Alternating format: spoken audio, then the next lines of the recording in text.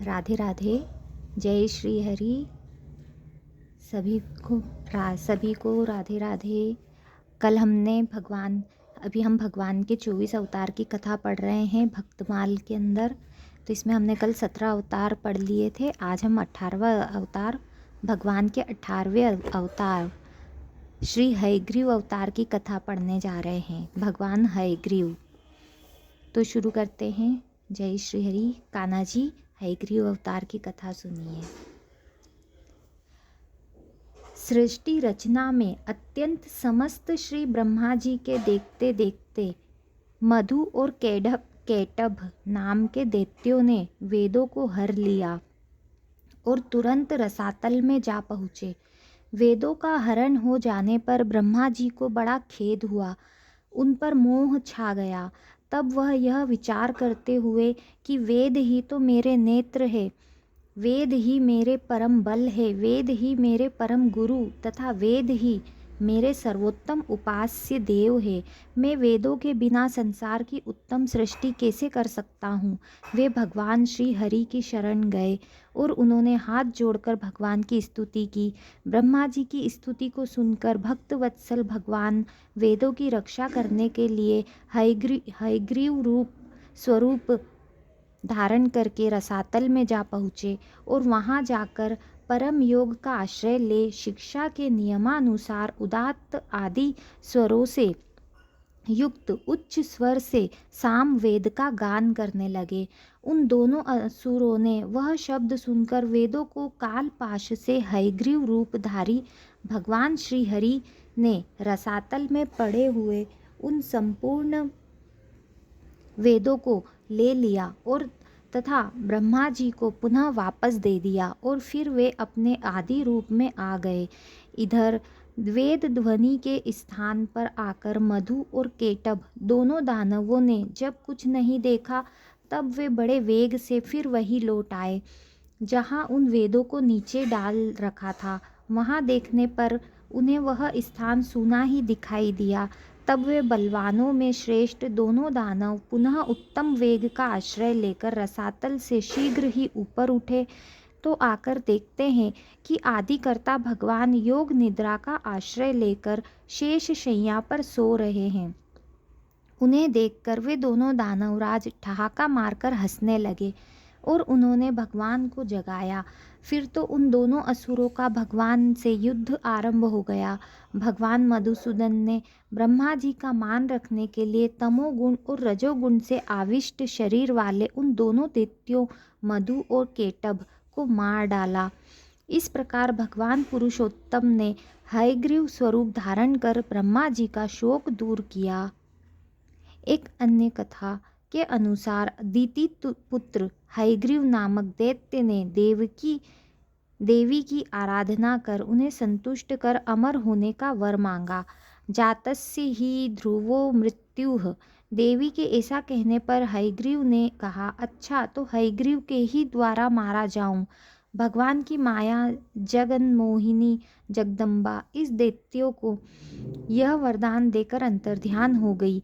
दैत्य ने सोचा, हयग्रीव तो एक मैं ही हूँ, मैं भला अपने को क्यों मारने लगा और दूसरा मुझे मार सकता नहीं। अतः उन्मत्त होकर अपने अत्याचार से पृथ्वी को व्याकुल करने लगा। तब अकारण करुणावलानय भगवान ने हयग्रीव अवतार धारण कर इस दैत्य का वध किया। जय श्री हरि। तो ये थी भगवान श्री हयग्रीव अवतार की कथा।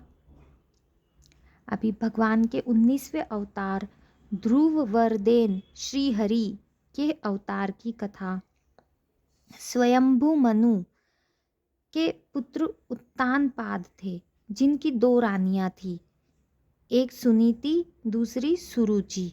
छोटी रानी सुरुचि पर राजा का बड़ा प्रेम था। उससे उत्तम नामक पुत्र हुआ और सुनीति से ध्रुव जी हुए। राजा प्रायः सुरुचि के महल में रहते थे। एक दिन राजा उत्तानपाद सुरुचि के पुत्र उत्तम को गोद में बिठाकर प्यार कर रहे थे। उसी समय ध्रुव जी बालकों के साथ खेलते खेलते वहां पहुंच गए और पिता की गोद में बैठना चाहा, परंतु सुरुचि के भय से राजा ने इनकी ओर देखा भी नहीं। ये बालक थे, इससे सिंहासन पर स्वयं चढ़ सकते नहीं थे। अतः इन्होंने कई बार पिता को पुकारा, परंतु राजा ने ध्यान नहीं दिया। तब सुरुचि राजा के समीप ही बड़े अभिमान पूर्वक बोली, वत्स, तू राजा की गोद में सिंहासन पर बैठने की इच्छा करता है, तू उसके योग्य नहीं है। तू यह इच्छा न कर, क्योंकि तू हमारे गर्भ से नहीं उत्पन्न हुआ। तू राज सिंहासन का अधिकारी तभी होता जब हमारे उदर से तेरा जन्म होता। तू बालक है, नहीं जानता है कि तू अन्य स्त्री का पुत्र है। जा, पहले तप के द्वारा भगवान को संतुष्ट कर, उनसे वर मांग कि मेरा जन्म सुरुचि से हो, तब हमारा पुत्र होकर राजा के आसन का अधिकारी हो सकता है। अभी तेरा या तेरी माँ का इतना पुण्य नहीं है। अपने और अपनी माता के विषय में ऐसे निरादर भरे और हृदय में बींधने वाले विषैले वचन सुन ध्रुव जी स्तब्ध रह गए और लंबी लंबी श्वास भरकर रोने लगे। राजा यह सब देखते सुनते रहे, परंतु कुछ न बोले। बालक ध्रुव चीख मारकर रोते, ऊर्ध्व श्वास लेते, ओठ फड़फड़ाते हुए अपनी माँ के पास आए।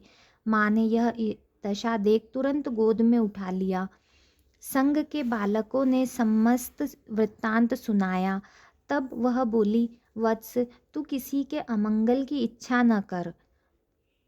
कोई दुख दे तो उसे सह लेना चाहिए। सुरुचि के वचन सुन बहुत उत्तम और सत्य है। वस्तुतः हम दुर्भगा हतभाग्या ही है। ध्रुव ने पूछा, माँ, मैं और उत्तम दोनों समान रूप से राजकुमार हैं, तब उत्तम क्यों उत्तम है और मैं क्यों अधम हूँ? राज सिंहासन क्यों उत्तम के योग्य है और क्यों मेरे योग्य नहीं है? सुनीति ने उत्तर दिया, बेटा, सुरुचि और उसके पुत्र उत्तम ने पूर्व जन्म में बड़ा भारी पुण्य किया है, इसी से वे राजा के विशेष प्रेम भाजन हैं, राज सिंहासन सनासीन होने के अधिकारी हैं। पुण्य से ही राज सिंहासन मिलता है। यदि तुझे भी राज सिंहासन पर बैठने की इच्छा है तो विमाता ने जो यथार्थ बात कही है उसी का द्वेष भाव छोड़कर पालन कर और श्री अधोक्षज भगवान के चरण कमलों की आराधना कर। देख, उन श्री हरि के चरण कमलों की आराधना करने से ही श्री ब्रह्मा जी को भी वह सर्वोत्तम पद प्राप्त हुआ है जिसकी मुनिजन भी वंदना करते हैं। माता के ऐसे मोहतम नाशक वचन सुन बालक ध्रुव यही निश्चय कर माता को प्रणाम कर और आशीर्वाद लेकर चल दिए। श्री नारद मुनि ने जब यह सब सुना तो बड़े विस्मित हुए कि अहो, क्षत्रियों का कैसा अद्भुत तेज है, वे थोड़ा सा भी मान भंग नहीं सह सकते। 5 वर्ष का बालक, इसको भी सौतेली माँ का कटु वचन नहीं भूलता है। प्रथम तो श्री नारद जी ने उन्हें आकर समझाया बुझाया कि घर लौट चलो, हम तुम्हें आधा राज्य दिला देंगे। भगवान की आराधना क्या खेल है, योगी मुनि से भी पार नहीं लगता, इत्यादि वचन परीक्षार्थ कहे। ध्रुव जी ने उत्तर दिया, मैं घोर क्षत्रिय स्वभाव के वश में हूँ। सुरुचि के वचन रूपी बाणों से मेरे हृदय में छिद्र हो गया है। आपके वचन इसी से उसमें नहीं ठहरते हैं। आपने कृपा करके दर्शन दिया, तो अब ऐसी कृपा करिए कि मैं शीघ्र ही श्री हरि को संतुष्ट कर वह पद प्राप्त कर लूँ जो त्रिलोकी में सबसे श्रेष्ठ है तथा जिस पर मेरे बाप दादा और दूसरे कोई भी आरूढ़ नहीं हो सके हैं। देव ऋषि ने कृपा करके द्वादक्षर मंत्र ओम नमो भगवते वासुदेवाय का उपदेश किया और मधुवन में जाकर आराधना करने का आदेश दिया।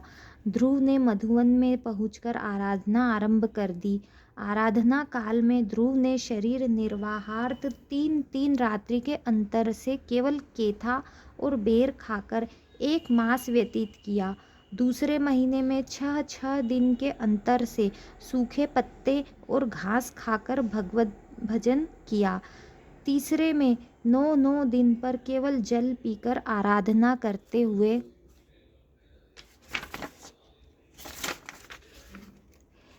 करते रहे। चौथे महीने में 12-12 दिन के अंतर केवल वायु पीकर भगवत ध्यान करते रहे। 5वें महीने में तो उन्होंने श्वास लेना भी बंद कर दिया।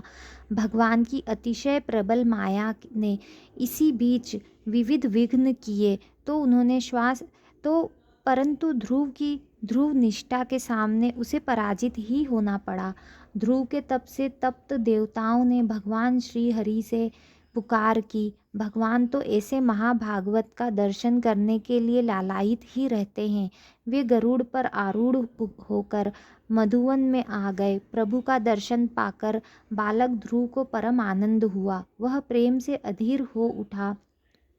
उसने पृथ्वी पर दंड के समान पकड़कर उन्हें प्रणाम किया। हाथ जोड़े हुए, सिर झुकाए, विनयावनत बालक ध्रुव प्रभु के सामने खड़े होकर स्तुति करना चाहकर भी नहीं कर पाते थे। सर्वंतर्यामी श्री हरि ने कृपा करके अपने वेदमय शंख को उनके कपोल से छुआ दिया।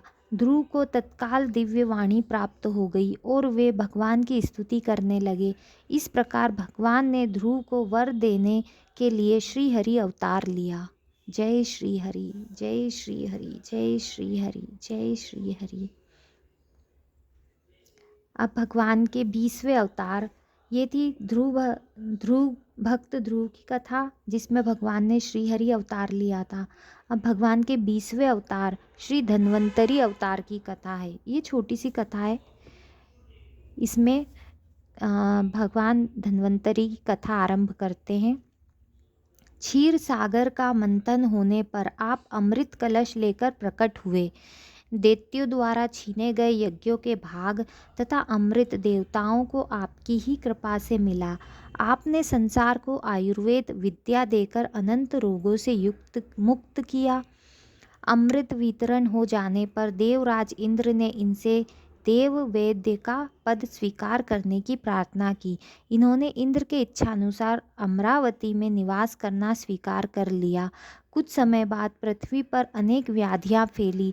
तब इंद्र की प्रार्थना से भगवान धन्वंतरी ने काशीराज दिवोदास के रूप में पृथ्वी पर अवतार धारण किया। लोक कल्याणार्थ विविध व्याधियों को नष्ट करने के लिए स्वयं भगवान विष्णु धन्वंतरी के रूप में कार्तिक कृष्ण त्रयोदशी को प्रकट हुए थे। साक्षात विष्णु के अंश से प्रकट होने से ये भी श्री हरि के समान श्याम एवं दिव्य थे। जय श्री हरि, जय श्री हरि, जय श्री। अब अगली कथा हम कल पढ़ेंगे। अगली कथा है श्री बद्रीपति श्री नर नारायण अवतार की कथा है। तो अभी के लिए राधे राधे।